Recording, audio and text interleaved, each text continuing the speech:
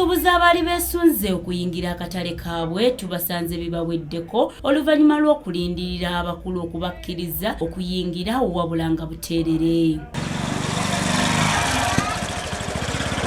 Abasuubuzi bagamba nti kifuuse kiguumaaza ng'ente esuze ku kyoto kubanga kati guweeredde ddala omwezi mulamba nga tebamanyi ddi lwe bayingira akatale kaabwe. Nza kugenda kuyingira kiki ekiri wakati awo. Twandiba ku kiguumaaza ng'ente esuze ku kyoto lwefuwa olowooza eseesaamu gwe n'oyongera okwebikka naye nga kayinza okubasika ne kuba kutya bakagulawo kati mwezi mulamba.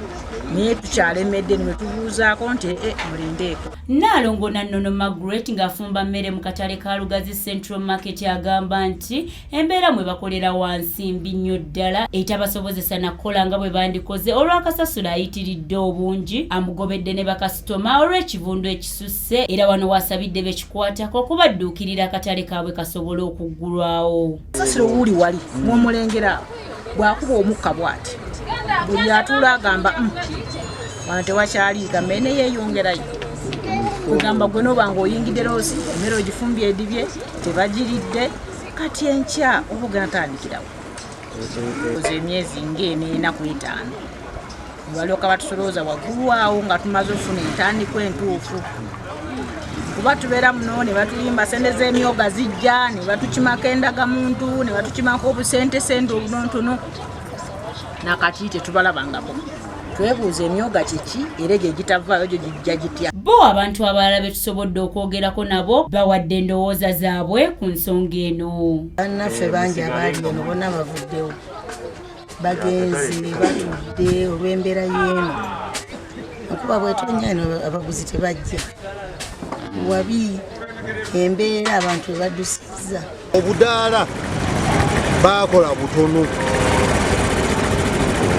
Budaala butono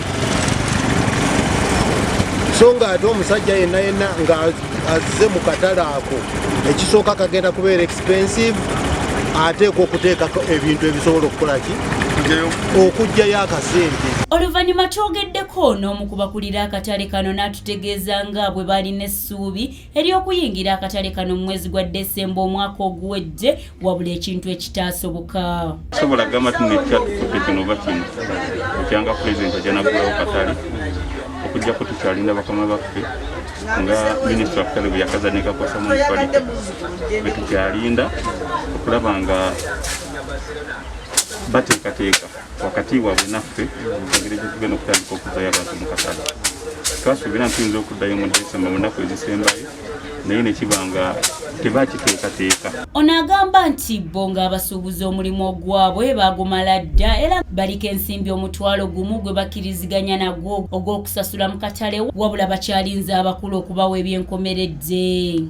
Tuzze tutema tuzze tutuula mu mitinsi ez'enjawulo nga tujja tutema tujja tukendeeza paka okutuufu guno gwe twakoze eki gwe twasembyeyo okutuusa gwe tukakasa naye nga ffe ng'akatale twali tusazeewo ffenna wamu tutole naddala ku midaala gyonna nga bwe gitambula nga tusazeewo omutwalo so bwe buyinza okusoboka omuntu okutoola buli mwezi